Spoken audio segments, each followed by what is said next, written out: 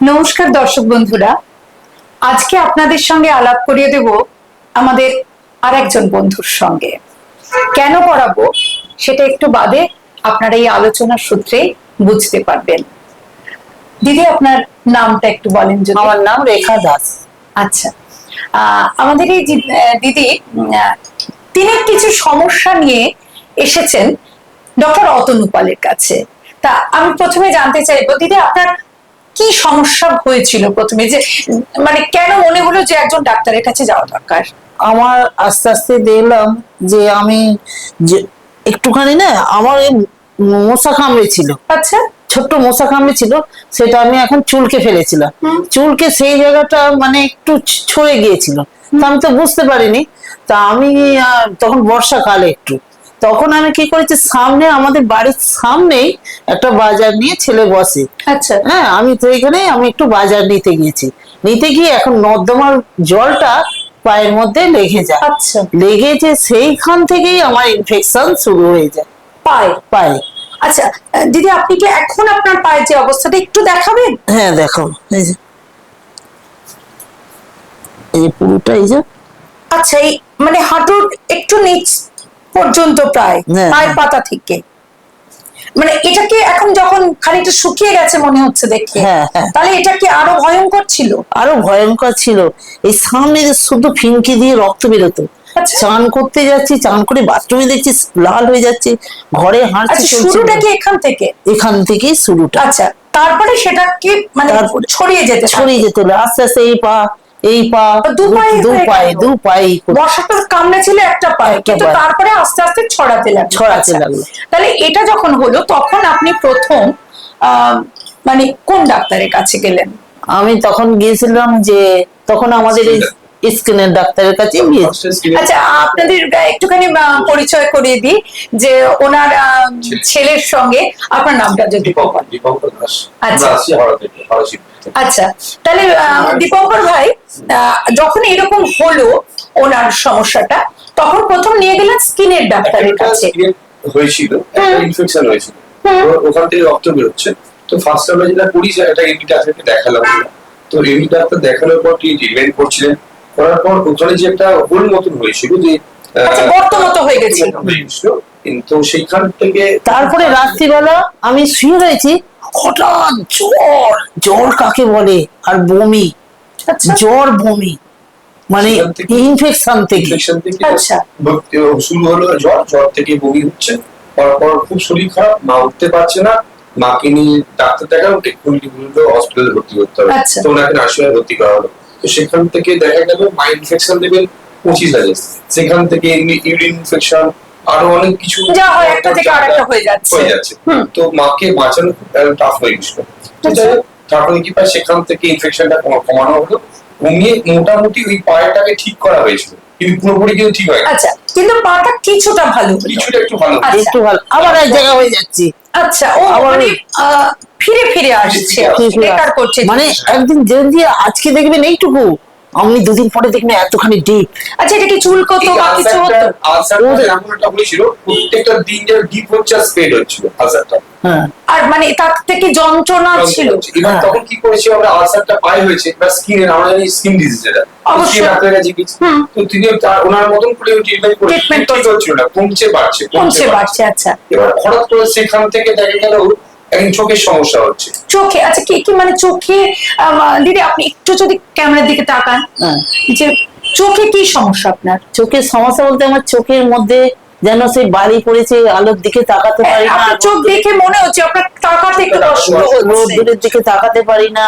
তারপরে যেন মনে হচ্ছে ঢেলা লেগেছে, আর তারপরে এই ঘর থেকে ও ঘরে যাবো, যেন আমার গা ঘষে যাচ্ছে, পড়ে যাবো, মানে এইরকম টাইপের হচ্ছে, দেখতে অসুবিধা হচ্ছে। আস্তে আস্তে চোখটা ড্রাইনেস হয়ে যাচ্ছিল। আচ্ছা, তো তখন কি কার কাছে গেলেন? তখন আমরা চোখের ডাক্তারের কাছে, স্বাভাবিক।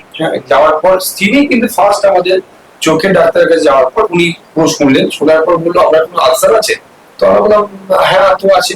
তো উনি ফার্স্ট বললেন যে প্রবলেমটা কোথায়। আচ্ছা, মানে অর্থাৎ এই যে পায়ে যে আলসারটা দেখছি, তার সঙ্গে চোখের ডাক্তারের কাছে কি কিন্তু আলসারের কথা বলেনি, উনি জিজ্ঞাসা করেছেন। চোখটা দেখে যে আপনার কোথাও আলসার বা কিছু কি আছে? তখন হ্যাঁ আছে। বলে বই দেখি উনি আনসারটা দেখলেন, দেখার পর প্রত্যেকটা রিপোর্ট উনি দেখলেন প্রথম আচ্ছা। থেকে। এটা শুরু 2019 সাল, তো আর আজকে 26 আজকে 26, মানে 7 বছর হয়ে গেছে। 7 বছর হয়ে গেছে। একটাই কারণে কোনটা এই ট্রিটমেন্টটা কি সেটা খুঁজেই পাইনি কোন ডাক্তার করে। আচ্ছা, একবার স্কিনের জন্য যাচ্ছেন, একবার চোখের জন্য যাচ্ছেন, এমডির কাছে, এমডি ডাক্তারের কাছে যাচ্ছি, একবার চোখের ডাক্তারের কাছে গেছি আমরা। তারপরে আপনার সমস্যাটা কি হয়েছে? তারপরে এইটা যে আছে এখন কি করেছে বলছে শিরার মুখে আছে, তো শিরার রক্ত চলাচলটা আমার হচ্ছে না, প্রবলেম হচ্ছে। এবার লাংসে প্রবলেম হচ্ছে। আচ্ছা, লাংসে সেই ফুসফুসে কাশি শুরু হচ্ছে এখান থেকে। আচ্ছা, পুরোটাই কিন্তু এখান থেকে আলসারটা থেকে। সবটাই আলসারটা থেকে। আচ্ছা, এটা হচ্ছে রিউমাটয়েড আর্থ্রাইটিস। তো রিউমাটয়েড আর্থ্রাইটিস, এখান থেকে স্টার্টিং। কিন্তু এইটা আমরা জানতাম না। আমরা স্কিনের ডাক্তারের কাছে যাচ্ছি, একবার যাচ্ছি চোখের ডাক্তারের কাছে, একবার যাচ্ছি কোন একটা এমডি ডাক্তার। শেষ পর্যন্ত কি চোখের ডাক্তার যিনি তিনি কি বললেন? তিনি একটা ওই আউটটা বার করে দিলেন যে আপনার যে রোগটা আছে সেটা কিন্তু এখানে শুধু আমাকে দেখালে হবে না, আপনাকে আমাকেও দেখাতে হবে। এই পায়ের আলসারটা যিনি এই সার্জেন্ট মানে ওনাকেও দেখাতে হবে, এরপর আপনাকে কিন্তু এই রিউমাটোলজিস্টকেও দেখাতে হবে। তো উনি ওই আউটটা বার করলেন। আমি পেলাম প্রায় 4 থেকে 5 বছর পর, এবং এই 4 থেকে 5 এতদিনে বছর পর এই রোগটার জন্য আমি এই ডাক্তার ওই ডাক্তার চাপ দিয়ে গেছি, কিন্তু প্রচুর ডাক্তার দেখেছে, প্রচুর ওষুধও খেয়েছি, প্রচুর ডাক্তার, এবং তার সঙ্গে কিন্তু এই কষ্টটাও তো পেয়েছে। এক জায়গাতেই এই সবটা রোগের কিন্তু সলিউশন একটা জায়গায়, আচ্ছা, যেখানে আমরা আচ্ছা, এখন এসেছি। হ্যাঁ, ঠিক আছে, কিন্তু এতদিন আমরা বুঝতে পারিনি কোন ডাক্তার এটার জন্য মানে কার কাছে গেলে আমি সুরাহাটা পাবো, এই পথটা পাওয়া যাচ্ছিল না। এবং আপনার তো মানে কষ্ট, ওষুধ খাওয়া এবং স্বাভাবিক টাকা পয়সা খরচ সবটাই হচ্ছে। এবার আমার একটা ক্লায়েন্ট, আমার একজন আছেন খুব আমাদের বন্ধু, আচ্ছা, বিশ্বাস হয় না সত্যি, ওনার নাম হচ্ছেন শঙ্খ বলি, তার নাম শঙ্খ। তো উনি কিন্তু এই স্যারের খুব ভালো পেশেন্ট, মানে উনি আচ্ছা অনেক দিনের পেশেন্ট আর কি, পুরনো পেশেন্ট, উনি ভালো হয়েছে। উনি ফার্স্ট রেফার করে গেছে। তো সেই সূত্রে এলেন। আসার পর থেকে এখন আমরা ট্রিটমেন্টের মধ্যে আছি, অনেকটা তো পাবো দেখছি। হ্যাঁ, অনেকটাই ভালো হয়ে গেছে। এবং মানে দর্শক বন্ধুরা, আপনাদেরকে মানে আপনাদের সঙ্গে আমরা শেয়ার করলাম আজকে এই অভিজ্ঞতাটা যেটা ওনার হয়েছে। উনি নিজে এটাতে আমাদের অনুমতি দিয়েছেন যে ওনার মতন এইভাবে যেন আর কারোকে হাতড়ে বেড়াতে না হয়, কেন এই ধরনের কষ্ট মানুষের হচ্ছে সেটা যেন তাড়াতাড়ি ধরা যায়। আমি কত কেঁদেছি জানে, নিজে নিজে ছেলেকে করিনি, কত কেঁদেছি যে এই কষ্টের জন্য, কষ্টটা সহ্য করতে পারছি না। খরচা হচ্ছে কিন্তু আমার বেড়ে যাচ্ছে আস্তে আস্তে, উঠতে পারছি না, যাতায়াত করতে পারছি না, হাঁটা চলাতেও কষ্ট হচ্ছে। তার মানে মূলত যেটা আমি দেখলাম পায়ে আলসার, আচ্ছা, তারপরে চোখের করকর করছে এবং দেখতে অসুবিধা হচ্ছে, লাং এফেক্ট করেছে এবং হাঁটা চলা। আচ্ছা, হাতে পায়ে কোনো ব্যথা কি ছিল না? হাতে কে বলুন তো, এখন কি আগে ব্যথা তো, কিন্তু হাতটা চাগাতে পারতাম না, লাগাতে পারতাম না, এইরকম। এখন অনেকটা একটু মানে বেটার, মানে বোধহয় সিভিয়ার ছিল না, সেই জন্য আমরা বুঝতে পারিনি। আচ্ছা আচ্ছা, তাহলে আপনাদের সব ওই কারণেই বলছে। অনেক ধন্যবাদ এই জন্য যে অনেকেই তাদের অভিজ্ঞতাকে হয়তো লোকের সামনে আনতে চান না, কিন্তু আপনারা এটা চেয়েছেন যাতে আর 10 জন মানুষ এই কষ্টটা না পায়। আমাদের তরফ থেকে, মানে নিদানের তরফ থেকে আপনাদের অনেক শুভকামনা জানাই এবং মানে কামনা করি যে আপনি যত দ্রুত হয় আপনি সুস্থ হয়ে ভালো, এবং আপনি সুস্থ হয়ে যাবেন, তখন একদিন আপনার ইন্টারভিউ করবো। ঠিক আছে, মায়ের দেখা দেখি যেন আরো কেউ হাতে না বেরোয়, তারা যেন সহজে পথটা খুঁজে পায়। অনেক অনেক ধন্যবাদ দীপক। আমার ছেলে না থাকলে আমি সত্যি বাঁচতাম না। ছেলে সত্যি, আমার ছেলে সব জায়গায়, তাহলে তো মানে রত্নগর্ভ ছেলে এমন করে মানে সব জায়গায় খুঁজে বেড়াচ্ছে, মানে আমাকে মানে একটু অটোটি করতে দেয় না কোনোদিন, যে ডাক্তার কাছে নিয়ে যাব না, খরচা করব না, কি ওসব কিচ্ছু না, মানে যে যা বলেছে সব জায়গায় নিয়ে গেছে। মা তো এটাই তো ছেলের কর্তব্য। হ্যাঁ আমি আমার এইটুই আমার গর্ব যে আমার ছেলে সত্যিকারে এইরকম যেন ছেলে আর 5টা মায়ের মতো সবার যেন সব মায়ের যেন যেন সন্তান হয়। হ্যাঁ এইটাই। এবং মায়েরা যেন কষ্ট না তাই না, এটাই হ্যাঁ, আমরা তো চাইছি তাহলে দীপঙ্কর এটাই চায় যে আর অন্য মায়েরা যেন আর কোনো মায়ের যেন এমন কষ্ট না হয়। হ্যাঁ, অনেক অনেক ধন্যবাদ ভাই, নমস্কার। ভালো লাগলো অনুষ্ঠানটা। ডাক্তারবাবু, আপনার এখানে বসেছিলাম যখন, তখন আপনারই একজন পেশেন্টের সঙ্গে আলাপ হলো। তা তিনি তার কিছু অভিজ্ঞতা আমাদের সঙ্গে শেয়ার করলেন।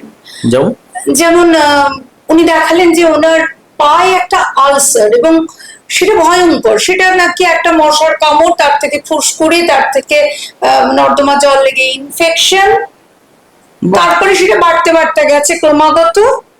তারপরে যে প্রবলেমটা, তখন ওনারা স্কিনের ডাক্তার দেখিয়েছেন, যাতে করে জিনিসটা কখনো বেড়েছে কখনো কমেছে। মানে কতদিনের মতো ছিল এটা? উনি যা বললেন 2019 থেকে উনি ভুগছেন। হ্যাঁ, এবং এখন যে স্কার্ফটা কিছুটা কমে এসেছে, কিন্তু এখন মানে 2019 থেকে 2026 এতটা সময়। তার মানে এটা আলসার বলছেন, তাই তো? না, পায়ে একেবারে ওনার ছেলের সঙ্গে কথা হলো, যে ছবি দেখলাম, সত্যি কথা বলতে মানে আমাদের দর্শক বন্ধুরাও দেখলে বুঝতে পারবেন যে তাকানো যায় না, বিভৎস এটা। তা ওনারা বললেন যে ওনারা স্কিনের ডাক্তার দেখিয়েছেন, কিন্তু জিনিসটা কখনো বাড়ছে কখনো কমছে, এরকম একটা অবস্থা। ইতিমধ্যে শুরু হলো ওনার চোখ কড়কড় করা। ও আচ্ছা আচ্ছা, আপনি ওই পেশেন্টের ব্যাপারে বলছেন? হ্যাঁ, রেখা দাস ওনার কথা বলছি। তা ওনার চোখ কড়কড় করতে শুরু করে। তো তখন আর ইতিমধ্যে যেটা হচ্ছিল নাকি, হাত তুলতে পারছেন না, হাতে ব্যথা, চোখে দেখতে অসুবিধা হচ্ছে, হাঁটতে অসুবিধা হচ্ছে, এঘর থেকে ওঘর যেতে, আর পায়ে ওইটার থেকে অসম্ভব যন্ত্রণা কষ্ট। উনি আই স্পেশালিস্টের কাছে গেলেন। আই স্পেশালিস্ট তখন জিজ্ঞাসা করেন যে আপনার কি কোনো শরীরে কোথাও কোনো আলসার আছে? তখন ওদের মনে পড়ে যে হ্যাঁ, পায়ে আছে।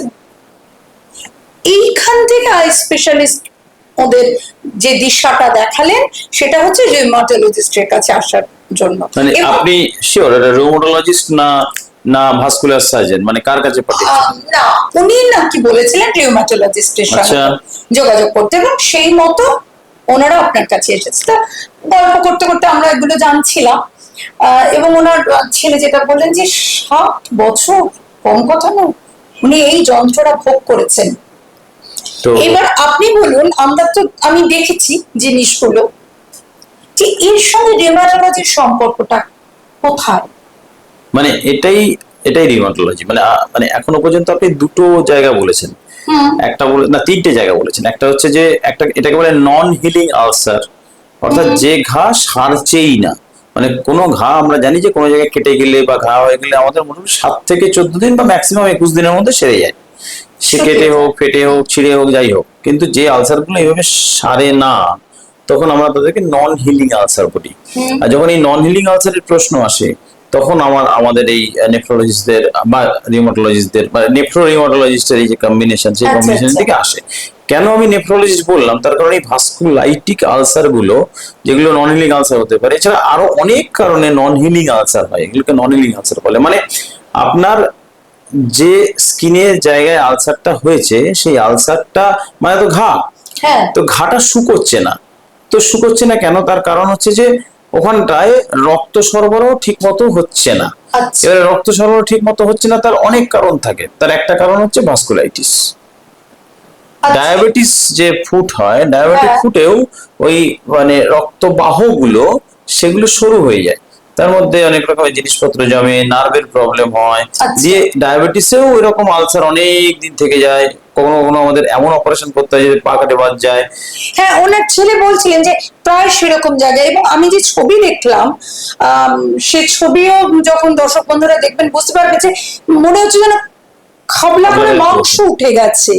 মানে সেটা বিভৎস একটা দৃশ্য আছে। আর একটা উনি বললেন রিসেন্টলি যেটা ওনার শুরু হয়েছে সেটা হচ্ছে খুসখুসে কাশি, তার থেকে Right. একটা মানে তীব্র কাশি। এইবার আপনি এক এক করে পকেট থেকে তাস হ্যাঁ, বের করছেন। হ্যাঁ। তাহলে প্রথম শুরু হলো হচ্ছে মানে ওই নন হিলিং আলসার হ্যাঁ, দিয়ে, হ্যাঁ, কিন্তু তা নয়। আমার যতটুকু মনে পড়ছে ওনার শুরু হয়েছিল আরো আগে থেকে একটু একটু জয়েন্টে ব্যথা, মানে এই আঙুলগুলোতে একটু একটু ব্যথা। সেটা বোধহয় সেরকম মানে সিভিয়ার মানে কিছু ছিল না। এটা এমন হয় কি হয় মানে সকালের দিকে এই ব্যথাগুলো সকালের দিকটাতে হয়, ঘুম থেকে ওঠার সময় একটা আড়ষ্ট হয়ে থাকে, তারপরে একটু বেলা বাড়ার সাথে সাথে কমে যায়, যার ফলে মানে মহিলা যারা বাড়িতে অত্যন্ত কর্মঠ, যাদের উপরে সংসার নির্ভর করে চলে, তারা না এইগুলোকে পাত্তা দেন না।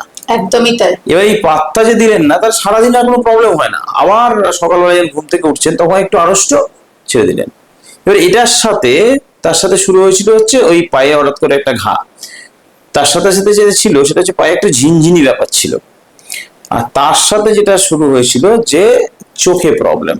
হ্যাঁ। চোখটা কি প্রবলেম হয়েছিল এটা উনি যখন আমাকে ওই পায়ের ঘায়ের জন্য এসছেন, চোখের ডাক্তার পাঠিয়েছেন, সঙ্গে সঙ্গে আমি চোখের দিকে তাকালাম, ওনাকে জিজ্ঞেস করলাম, বললেন হ্যাঁ তো মানে শুরুতে আমার চোখে একটা বালি পড়েছে বলে মনে তাই হতো, বলছি। মানে এটা কিরকিরে সেন্সেশন, মানে মনে হতো জনপ্রতিটা একটা কিরকির কিরকির করছে। তারপরে দেখলাম আস্তে আস্তে লাল হচ্ছে, তারপর চোখটা যেন মানে পিছুটি পিছুটি কাটছে, মানে ঠিক জলও ঠিক মতো আসছে না।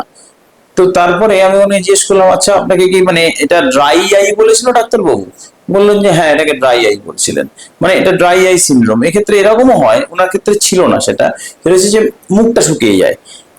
মুখ শুকিয়ে যাওয়া আমাদের, এটাও আমাদেরকে না মানে লোকজন বলতে পারে না ভালো করে, আমাদের তখন ভালো করে দেখতে হয় মুখের ভেতরটা, যে মুখে দাঁত ক্ষয়ে যায়, আপনারা যেটাকে কেরিস পাইন কেরিস টিথ বলেন, যে দাঁতে পোকা লেগেছে। হ্যাঁ, এই পোকা লাগাটা অ্যাকচুয়ালি মানে ওই সময় কি হয়, শুকনো হতে হতে লালা নেই তো, যার ফলে দাঁতগুলো ক্ষয়ে যেতে থাকে, তার মধ্যে ঘা হতে থাকে।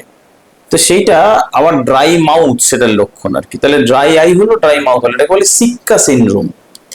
জোগ্রেনসে হয়, জোগ্রেন আর রোগ, আমরা এটা নিয়ে পরে একদিন আলোচনা করবো, এর সাথে চলতে পারে। এইবারে এটার সাথে সাথে যেটা হতে শুরু করলো, আমরা এরপরে ওনাকে দেখে সঙ্গে সঙ্গে ডায়াগনোসিস করলাম যে এটা একটা ভাস্কুলাইটিস হওয়ার সম্ভাবনা, কারণ এই যে পায়ের যে আলসারটা আপনি বললেন যে এটা খাবলে মেরে তুলে নিয়েছে বলে মনে হচ্ছে, একদমই তাই, পাঞ্চড আউট আলসার বলে। সেইটা যখন হয় তখন আমরা পায়ের যে জায়গাতে হয়েছে, পায়ের মানে পায়ে পাতায় উপর দিকটাতে, তো সেটাকে বলা হয় হচ্ছে আপনার মানে পাঞ্চড আউট মানে আলসার, মানে ভাস্কুলাইটিক আলসার ইউজুয়ালি। এবার সঙ্গে সঙ্গে তার পরীক্ষা নিরীক্ষাগুলো করলাম, পরীক্ষা নিরীক্ষা করতে করতে আলটিমেটলি দেখলাম যে হ্যাঁ তার ওনার একটা ভাস্কুলাইটিস হয়েছে, এবং এই ভাস্কুলাইটিস একটা ক্লাসিক্যাল মানে যে রিউমাটোলজিক্যাল রোগগুলো হয় সেই রোগগুলোর মতো, এবং এই রোগে শরীরের কোনো অংশ বাদ যায় না। যেমন চোখ বলেছেন, এদিকে আমি গার্ড বলছিলাম, আর ওদিকে পায়ের মানে স্কিন, আবার রক্তবাহ ইনভলভ হয়েছে বলে ওখান থেকে ঘাটা শুকোচ্ছে না। এ তো হলোই। এরপরে আরেকটা আপনি জুড়লেন, সেটা হচ্ছে ফুসফুসে কাশি, এবং এই লাংসের ভেতরে গলাটা শুকোতে থাকে, গলার এই জায়গাটা শুকোতে থাকে, শুকনো আমার গলা শুকিয়ে গেলে কি হয়, কাশি হবে। এবার আরো নিচে গেলে লাংসের মধ্যে যদি ঢুকে যায়, তো গলা বললাম, লাংসের মধ্যে যদি ঢুকে যায় তাহলে সেক্ষেত্রে এটাকে আইএলডি বলে রোগ হয়, ইন্টারস্টিশিয়াল লাং ডিজিজ। এবার পরীক্ষা নিরীক্ষা করতে গিয়ে যেটা পাওয়া গেল সেটা হচ্ছে ওনার খুব বেশি মাত্রায় রিউমাটয়েড ফ্যাক্টর পজিটিভ ছিল, খুব বেশি মাত্রায় অ্যান্টিসিসিপি বলে একটা অ্যান্টিবডি হয় সেটা পজিটিভ ছিল। এই দুটো পজিটিভ মানে হচ্ছে ওনার শরীরে রিউমাটয়েড আর্থ্রাইটিসের রোগটা চলছিল। কিন্তু অদ্ভুত কারণে অনেক সময় রিউমাটয়েড আর্থ্রাইটিস মানে আর্থ্রাইটিসের ব্যাপারটা খুব কম ভাবে থেকে এইগুলো বেশি মাত্রায় প্রকাশ পায়। তো সেইটা সেকেন্ডারি টু মানে রিউমাটয়েড আর্থ্রাইটিস বলা হয়। যাই হোক, মানে আলটিমেটলি যেটা হলো, এটা একটা রিউমাটোলজিরই প্রবলেম। আপনি যেটা জিজ্ঞেস করলেন, রিউমাটোলজির প্রবলেমে চোখ ধরলো, স্কিন ধরলো, রক্তবাহ ধরলো, গাঁট ধরলো, লাংস ধরলো, এরপরে আরো অনেক কিছু ধরতে পারে, কিন্তু এই হচ্ছে মানুষটার মানে পুরো ব্যাপার। আর একটা বলছিলেন যে হাতটা তুলতে গেলে লাগেও না, এটা কিন্তু সেটা যে খুব সিভিয়ার কিছু তা কিন্তু উনি বললেন না।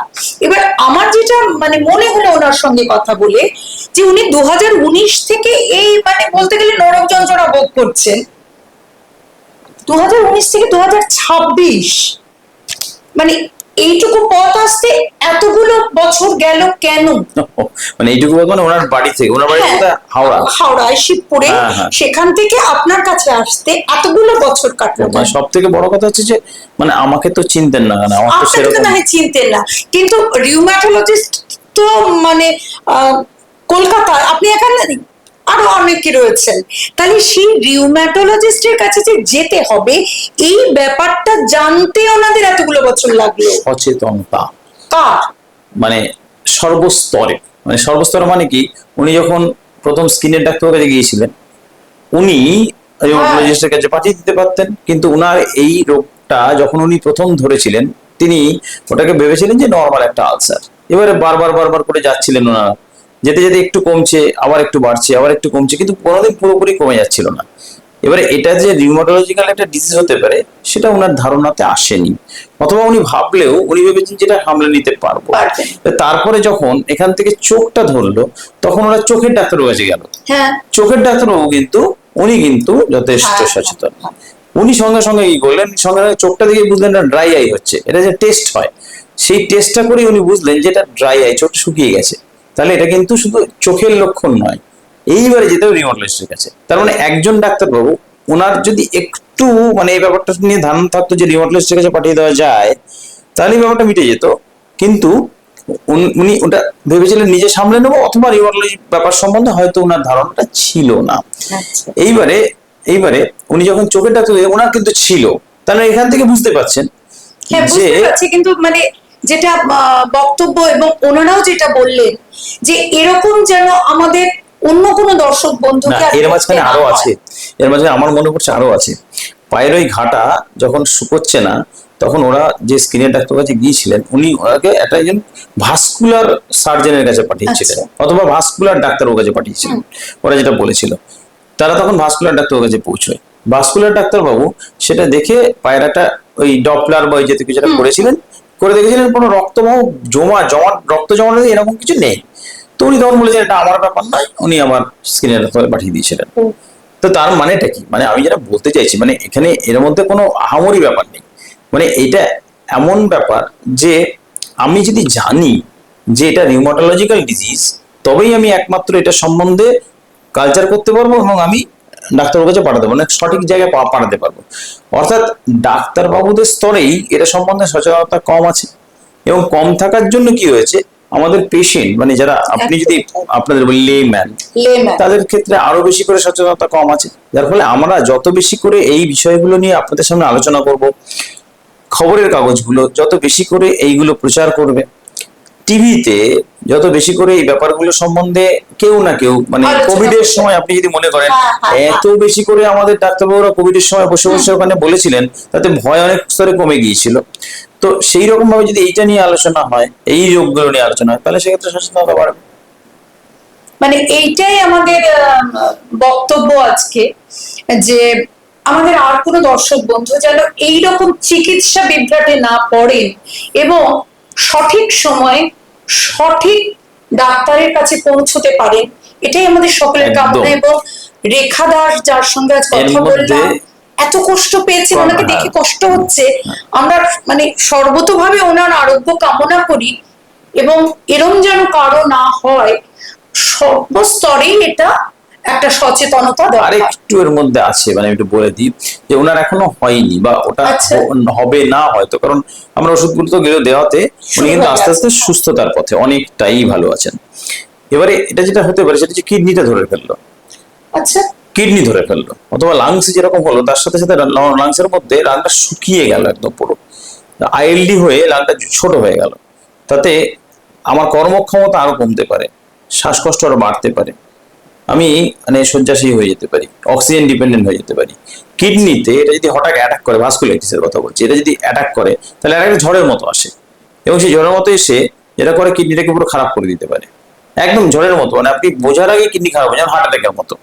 ঠিক তেমনি লাংসের মধ্যে আর একটা ঘটনা ঘটতে পারে, সেটা হচ্ছে লাংসের মধ্যে রক্তক্ষরণ হয়ে মুখ থেকে নাক থেকে রক্ত বেরোতে পারে, ঠিক তেমনি স্ট্রোক হতে পারে, আবার হঠাৎ করে একটা প্যারালাইসিস হয়ে যেতে পারে রক্ত জমানো করতে গিয়ে এখানে, আবার হঠাৎ করে একটা হার্ট অ্যাটাকও হতে পারে, এই গাঁটে ব্যথা হতে পারে, অথবা ভাস্কুলার ওই ঘা থেকে হতে পারে, গিয়ে এই সমস্ত কিছু হতে পারে যদি রোগটা ধরা না পড়ে। রিউমাটোলজি প্রবলেম থেকে এত কিছু হয়ে যেতে পারে। আর আসলে সাধারণ মানুষের যেটা হয় যে আমার কিছু হয়েছে মানে ডাক্তারের কাছে যাব, কিন্তু কোন ডাক্তার, এই প্রশ্নটা সবার মনে আসে। তা আমার আশা যে আমাদের দর্শক বন্ধু যারা আছেন এই আলোচনাটা দেখছেন তারা এই বিভ্রাটে আর পড়বেন না। সবাই সুস্থ থাকবেন, ভালো থাকবেন। নমস্কার। নমস্কার।